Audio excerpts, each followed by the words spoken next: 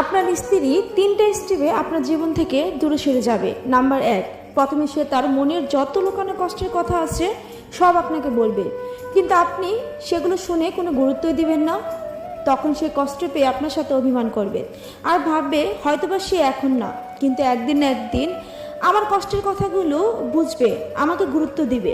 Number 2, সে আবার তার কষ্টের কথাগুলো আপনাকে বলবে আর আপনাকে বুঝাবে আপনি যদি তার কষ্টের কথাগুলো শুনে কোনো গুরুত্ব না দেন তার কতটা কষ্ট হয়। হয়তোবা আপনি তখনও গুরুত্ব দিবেন না, তখন সে আপনার সাথে প্রচুর ঝগড়া করবে। নাম্বার 3, একদিন দেখবেন সে একেবারে চুপ হয়ে গেছে, তার আপনার কোনো কিছুতে আর কিছু যায় আসে না। সে আপনার কাছে কোনো কিছুরই আর অভিযোগ করছে না। আপনি ভাববেন যাক সব কিছু ঠিক হয়ে গেছে, কিন্তু ভুল।